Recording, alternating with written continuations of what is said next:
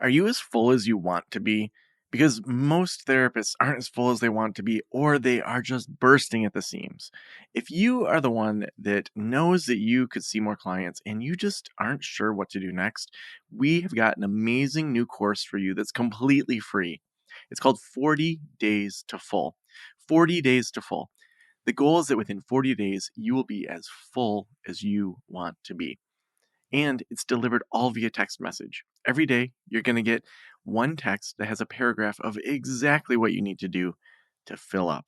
So if you want to join 40 Days to Full completely free, just text hashtag 40, so hashtag 40, to the number 231 422 0677. Again, that's hashtag 40 to 231 422 0677. Your data and messaging rates will probably apply. Can't wait to help you fill up.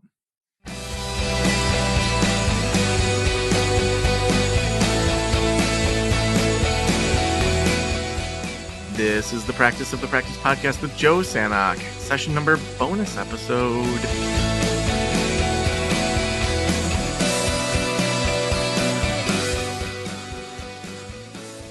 Welcome to the Practice of the Practice podcast. I'm Joe Sanok, and we are here several times a week, 3 or 4 times a week, talking all about private practice stuff. So whether you are just thinking about starting a private practice, maybe you are rocking out a solo practice, maybe you're adding somebody to your practice and growing into a group practice, or maybe you're a gigantic group practice, we have episodes for you. We actually even recently did some about selling your practice, when to sell it, how to sell it. Just some really interesting, all over the board, all over the spectrum of the therapist experience discussions. And actually, throughout December and January, we are opening up applications for our 7-figure practice club. So that's coming up right around the corner. Those open up on December 1st. Only 12 people are coming into that program. It's a really exciting new program that we're launching. The 7-figure practice club, you have to be bringing in 7 figures, and it's this group of 12. We're going to commit to a year together, and we're going to meet once a month for 90 minutes and do 3 hot seats to really dig in. And then once a month, we're going to have one of those 12 do a presentation on something they're really rocking out, so that we're learning from each other and that we're practicing being really good consultants, doing things outside of our practice, and maybe even stepping up into new areas that we could be diving into. So that URL is going to be practiceofthepractice.com/club. That URL will not go live until December 1st. So if you put it in today, you can save it in your browser, but it's probably going to be a dead link until John and the whole IT team get everything all set up for that December 1st launch. It's right around the corner here. When I think about when I was a foster care supervisor, and I was headed towards burnout. I had this eye twitch that would not go away. I had my side gig counseling practice that was just getting off the ground. Then I got a job at the community college and eventually left that and went into full-time practice and thought, group practice, that's what I'm going to do. And by the end of it, when I sold my practice, I was seeing like 2 sessions a week. I was done. I did not want to do therapy anymore. I was ready to hand it off. I was to the point where even if I didn't have a buyer, I was pretty sure I was just going to close down the practice because I really just wasn't feeling it anymore. And that to me was not what clients need to have as their therapist. I know, I've had therapists in the past that felt like they had dialed it in, and clients pick up on that. They can tell if it's not there. So that's why I think it's really important for us to be chatting today. I'm so excited. We have Dr. Jen Blanchette, who is a licensed psychologist and host of the Finding Joy After Burnout podcast. It's a podcast for therapists and helpers, and she helps therapists who want to quit to figure out the next steps in their careers through coaching and expert consultation to unravel and heal burnout and career overwhelm. Jen, welcome to the Practice of the Practice podcast. Thanks for having me on, Joe. I'm so grateful to be here. Yeah, well, let's just start with your burnout story. Tell us about it. Yeah. So, I think everything certainly culminated for me in the pandemic. So, probably the one part of my story that encapsulates that the most is kind of sitting after the throes of 2020 and 2021. I had changed the copy of my website probably about 5 times, trying to change offers. Maybe I'm going to do EMDR intensives. Maybe I can do groups. I really tried to do different things to figure out how I could kind of get rid of my burnout. But ultimately, I sat in my own therapy session with hot tears streaming down my face and said the words, I don't think I can be a therapist anymore. And even as I say that now, I feel like it's still pretty heavy because, Yeah. you know, to come to that realization that perhaps you can't do this work that is so meaningful that you train for so many years to do, that might be a reality that you can't do that work anymore. Mm. Now, for you, how old were you when you wanted to become a therapist? Was that like a lifelong thing? No, I think I was a wanderer. Like I changed my major probably 4 times in college, Mhm. and I had a research master's before doing anything clinical. So I really kind of explored multiple different things, and I think that led to me to being like a really curious therapist because I tried on a lot of different identities and jobs and roles, and so I feel like it helped me identify a lot with my clients. But part of that had me realize that I do like so much variety in my work because I do like to do different things. And for me, being in the therapy room 8 or 7 hours a day, sometimes 9 hours a day, it's a pretty very similar activity in your work life. And so it didn't feel like it fit with really my temperament as well. That was another piece I discovered through, I think, all that time in really reflection of 2020 and 2021, like most of us did. We really took stock of our lives and what, we're sitting with ourselves a lot. And what does this all mean? Like, is my life fitting for me? And I don't think I'd really asked myself those questions before. Mhm. So, as you started to ask those questions, I mean, I know for myself when I started to realize, wait, I don't want to be a therapist. Like, I remember in second grade writing a paper about wanting to be a psychologist. And part of it was my dad was a school psychologist. So I thought, oh, that seems interesting. I didn't want to work in the schools, but at least it was something that I was open to because I knew that career just from seeing my father in it. And so for me to go from, throughout all of high school, taking like psychology classes at the college and, graduating early and then going into like master's programs and all of that, when I finally realized, wait, this whole thing I've been building towards, I don't want to do anymore. That was so Mm, scary to me. For you, did you have an exit plan pretty quickly, or was it like how long did it take to go from realizing you don't want to do therapy anymore to then like coming up with something else? yeah. Yeah. It's a great question.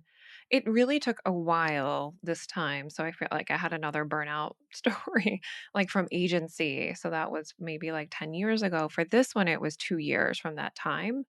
And I think that had to do a lot with like the pandemic because there weren't a lot of referrals. It was really hard to kind of make those moves. And I think I had to sit with a lot of the sunk cost fallacy that, I'd put a lot into not even my identity as a therapist, but my private practice. So my private practice really felt like my baby. I built this thing while I was a new mother, which is kind of, part of like coming out of agency was like I couldn't do that 40 an hour a week job at an agency. So I built my private practice so I could be with my kiddo. And from that, it just felt like how can I, kind of quit this thing? It was almost like a death, honestly, that I had to quit this thing that I felt like I built, and I really had to grieve it for a while to feel like, no, this is really what I need, and this is a good transition for me. Now, you said sunk cost fallacy. I know what that is, but some people that may be a new term. Will you explain that to us? Yeah, so the sunk cost fallacy is just basically that we've put so many chips in a boat. So like for therapists, they've spent so many years, getting to that point where they become a therapist, doing all the licensing requirements. You've put so much energy into a thing that it feels like it's sunk, like you can't change it because you have too much invested. And that's really not true. All of the skills that we've invested in ourselves as a therapist, we continue to carry with us in other roles. But to a lot of people, a lot of therapists I talk to, it feels like I've invested too much here in my career as a therapist. There's no way I could fathom doing something else or losing all of that investment that I had in building this career as a therapist. Yeah, yeah. I think that idea of, we put so much time into something, we're like, well, we have to make this work. But there are just times that you have to pull the plug on it and say, whether that's in, running a business like you and I run, or in that, that whole career direction. So let's shift a little bit. So you start to launch some things outside of the practice. Now, are you doing those concurrently while you're running the practice, or did you just have a hard stop mic drop? Like, how did that look Yeah. when you were burned out and recognized you were burned out?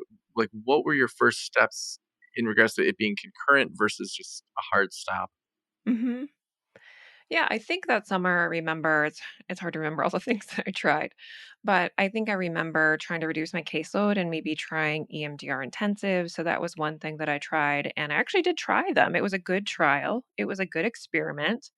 And some therapists really like that work. They love doing intensive therapy as a different modality to help them kind of break up that grind of, seeing like 7 clients a day and they have 45-minute sessions. So it's a really interesting modality to try. For me, that wasn't something that felt like renewing at all. It actually felt more depleting.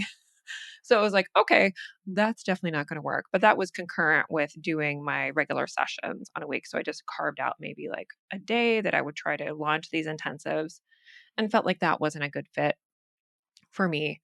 I tried a lot of other different things, like maybe trying to launch a group, which I found really challenging as a private practice psychologist. So again, I felt like, oh, well, this isn't really working. Me trying to launch a group while I'm doing my private practice. So I think most of it was concurrent until I had the hard stop, which is really last year. And I got a consulting position as a school psychologist, actually. Interesting that there's that connection that your dad, you said, was a school psychologist. Yeah, yeah. Yeah. So I that's what I'm doing kind of now as my main gig, consulting as a school psychologist, which is something I haven't done testing in my career since, really my training. I'd done a little bit here and there, but it was heavy testing in the beginning, and I was like, "I can't do that, that's too much." So I have to transition out of that, and the consulting gig was enough for me financially to say, "I don't need my private practice anymore, I can quit the private practice."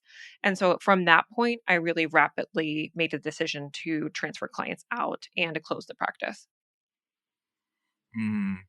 So then, as you start to decide to kind of move on, like, what happened emotionally? What happened logistically after that? Yeah, I mean, I think emotionally it was all the things. So there was a lot of feelings of relief. I'm closing this practice, and when I made that decision, I felt an immediate sense of relief that I actually had an exit plan, that I had a plan of something to do, and so that was huge. Just to make that decision and know that this is my plan and that I have something that's going to back me up. So I think that was the first part. All the There's lots of emotions that happened with transitioning clients. There were many clients that I worked with, and all of them were great, but some of them really struggled with that transition of me leaving as their therapist. So some reacted and had those ab reactions, or those reactions where they're like, "I'm so mad at you," or "How could you do this to me?" And I had to really get support, like in my own therapy with consultation, of how I could conceptualize that for myself, that I'm not abandoning my clients. They are adults. I'm providing like those plenty of time for them to find another therapist. I'm providing those referrals, but it still felt like abandonment in some ways emotionally. So I really needed some more support of how to negotiate that piece in the clinical relationship with the clients. Mhm. I know that for myself, there was just a couple clients that I knew that they, unless I signed a non-compete clause, they would have hunted me down and begged me to be their therapist. And so part of it for me was I knew I was done. I signed a non-compete clause for 5 years. I, put my license into retirement status, put my insurance, my liability insurance into retirement status where it covered past clients, but I couldn't take on current clients. So all these buffers where it's like, I can't see you. Yeah. But I get it. Like, I mean, I opened that practice in 2009 and I sold it in Mm, 2019, and they were one of my first couples I saw, the couple I'm thinking of. And it was one of those situations where I don't know that they ever really had deep conversations outside of therapy. And it became a very entangled kind of situation, but they were saying that's what they needed and it worked. But it wasn't the kind of work I wanted to do. I wanted to be more solution focused and help people make that Yeah. progress. And so, but that feeling of like, you've known our family for so long, you've helped us, we've Mm. grown. But then it's like, yeah, and I can't do this work anymore. And for me, it Yeah. was I'm selling the practice and signing it. It wasn't like I'm moving into a different field, but I can only imagine all the emotions around that, and just we're feelers oftentimes, and Mm. we're wanting to help people. That's why we went into these fields, and then to feel like you're shifting can feel very guilt ridden. Yes. I think I said a lot with that. And I think it's just also for therapists having permission to want something else. That it's Hmm. okay if we don't want to do this, we don't want to do therapy anymore, or we don't want to do it in this way anymore. I think that we don't often give ourselves that permission, like, okay, I'm a therapist in this box and I'm going to stay in my lane, because we do, I think, really honor the relationships that we are building with people, and they're super sacred. So I understand how therapists would be really reluctant. I think as a group, we of people, we are very deliberate and ethical, and I think that's why it's often hard for therapists to change, really. Hmm. Yeah.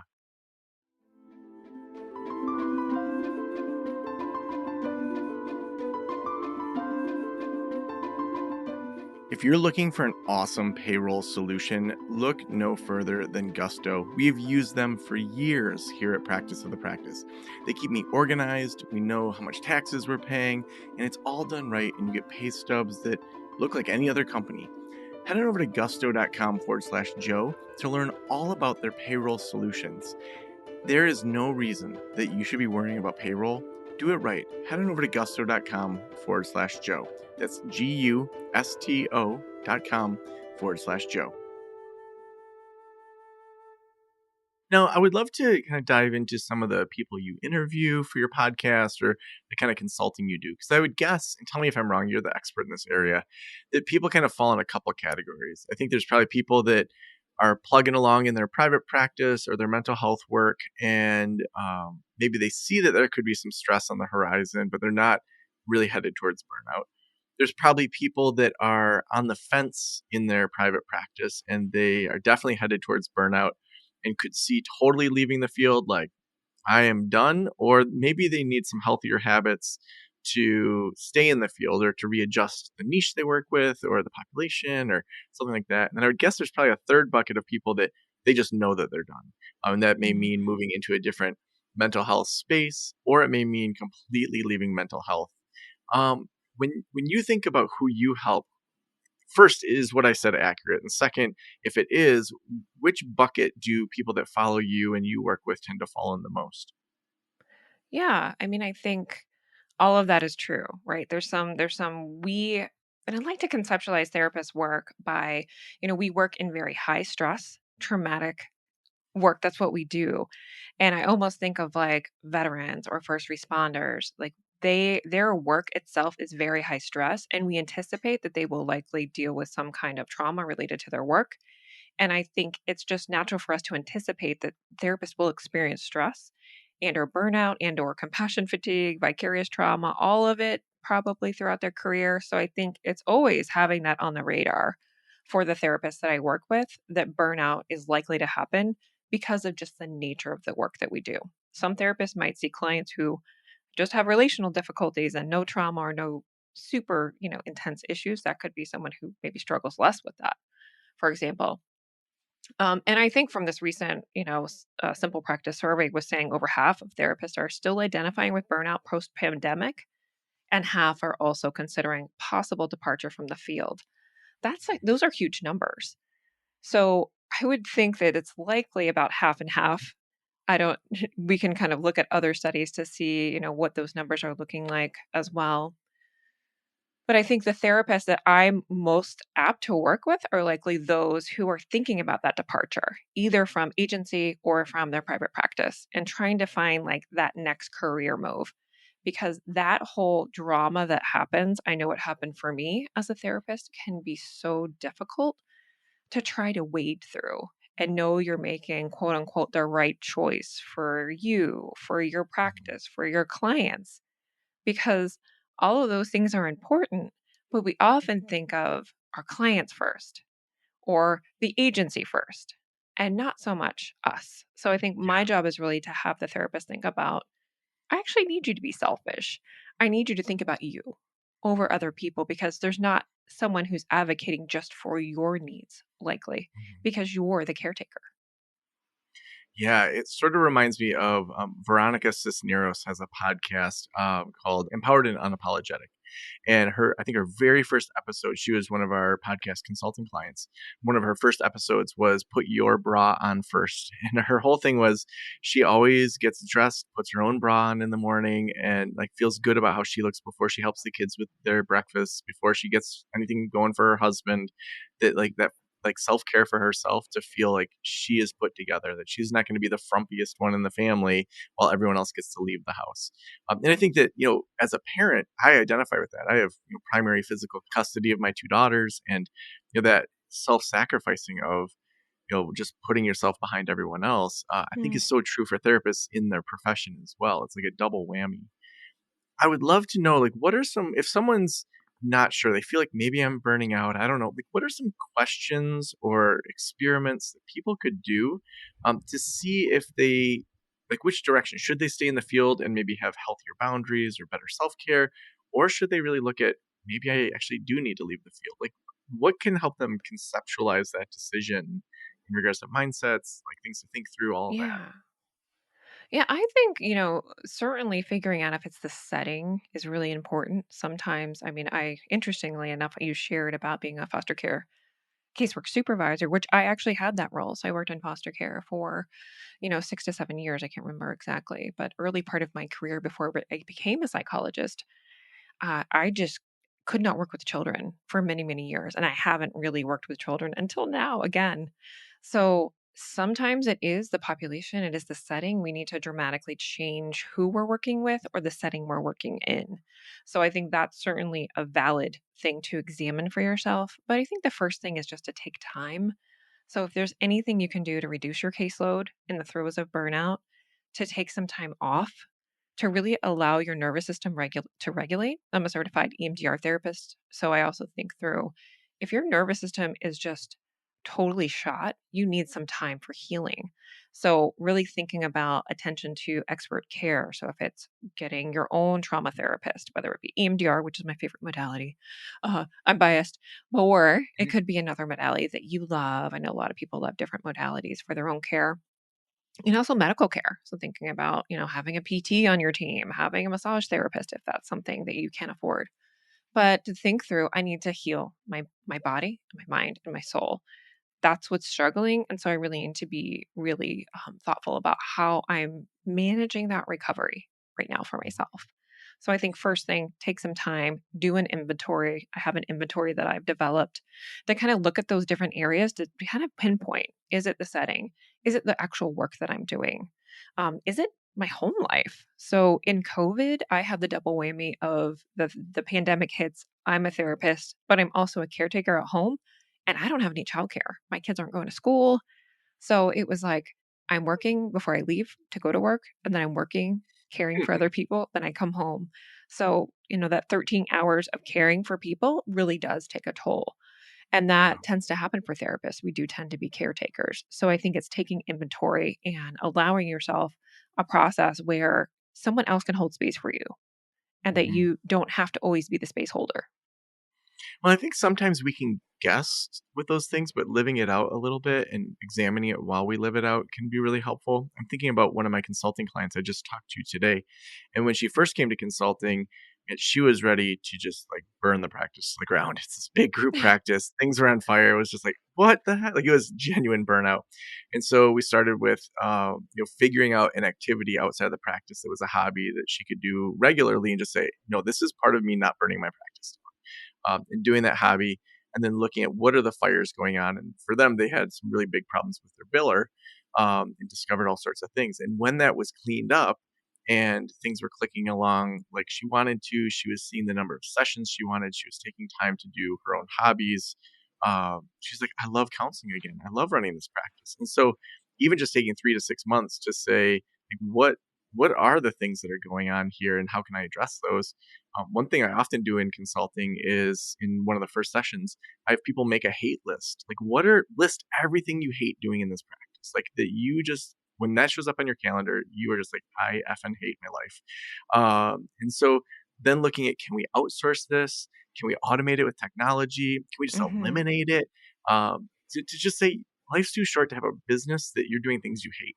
And we should be outsourcing as much of that as possible to be our best selves in the areas that we want to light up.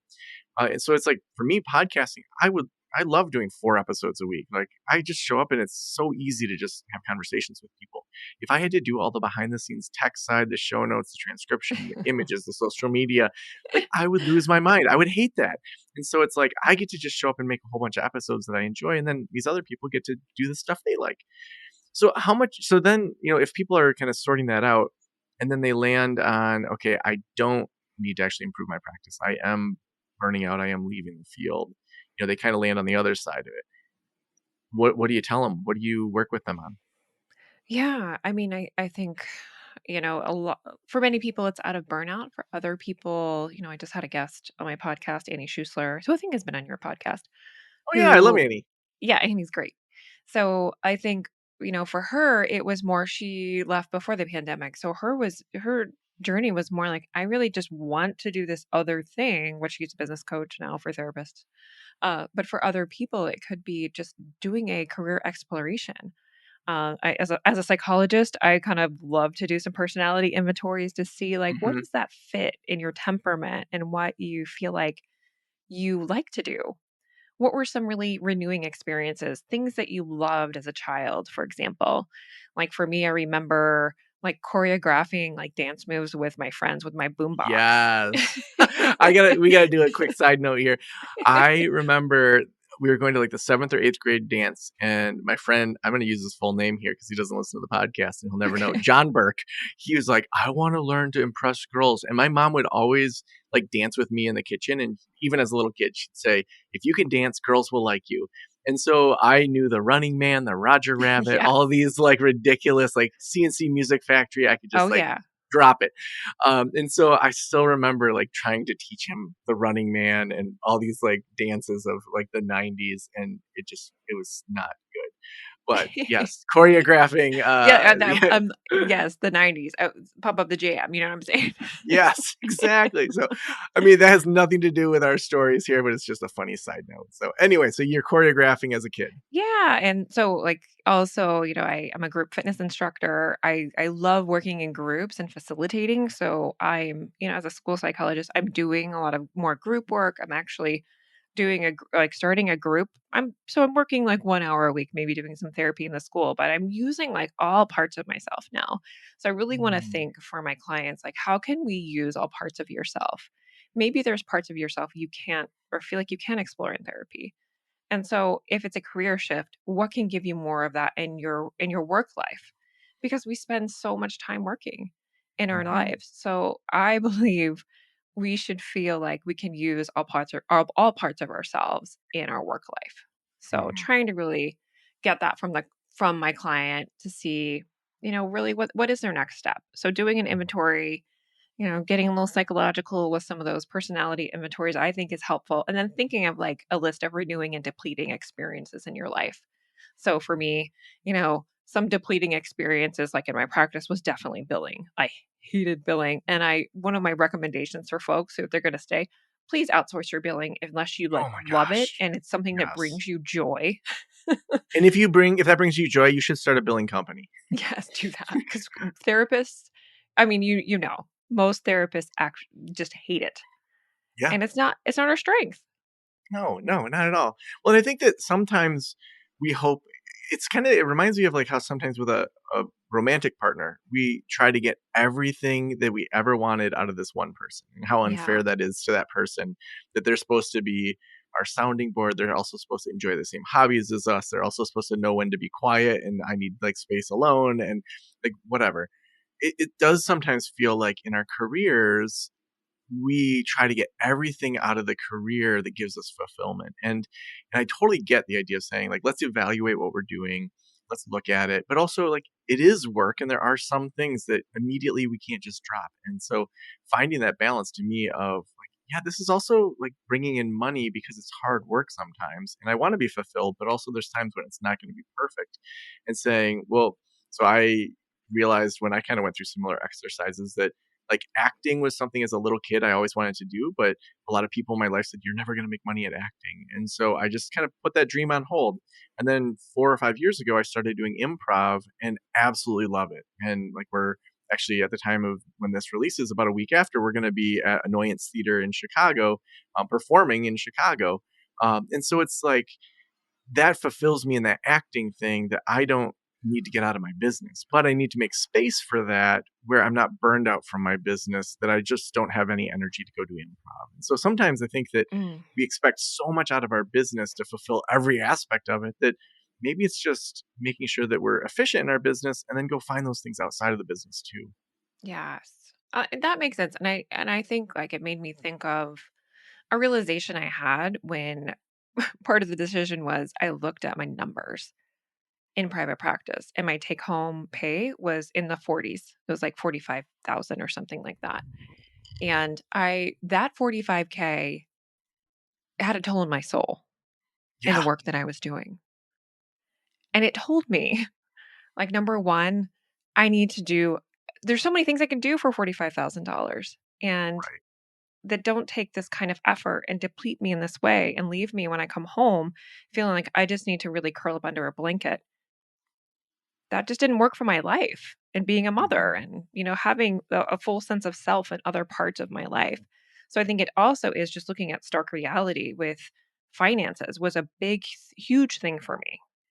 Yeah.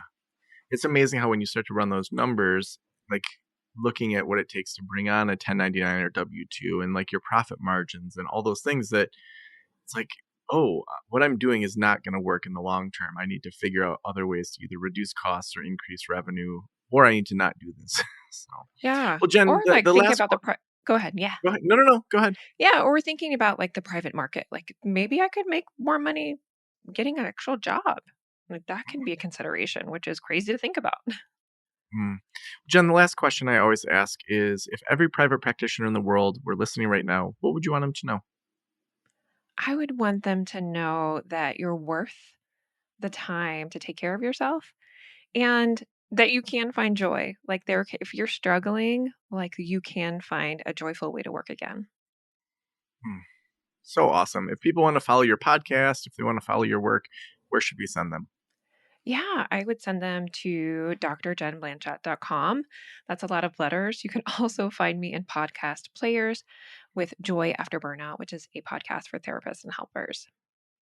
So awesome. Well, thank you so much for being on the Practice of the Practice podcast today. Thanks for having me.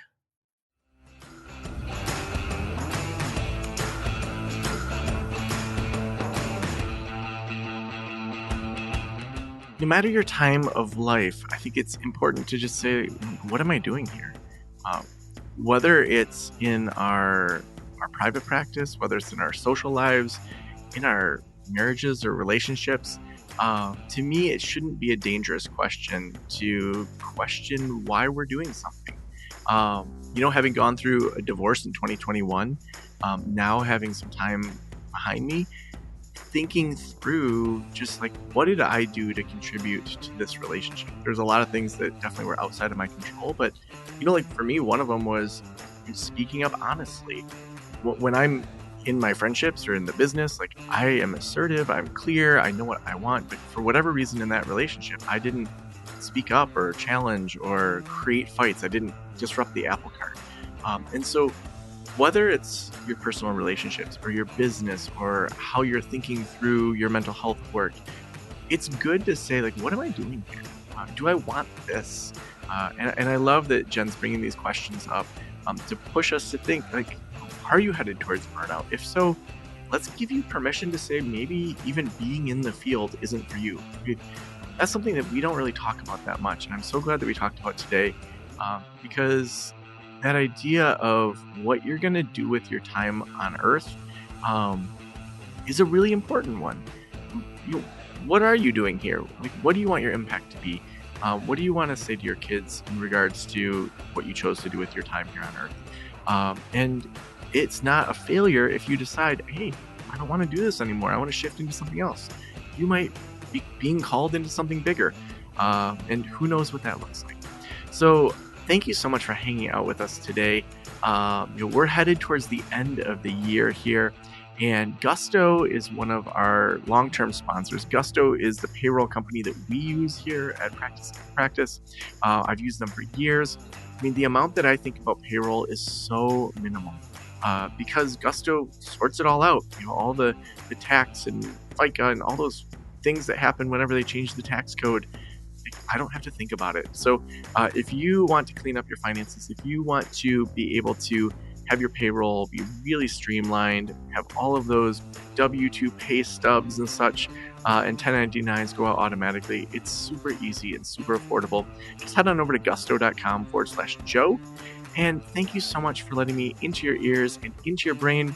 Again, in December and January, I'm going to be interviewing a bunch of seven-figure practice owners, and then we're going to be opening up that seven-figure practice club over at practice.com/club.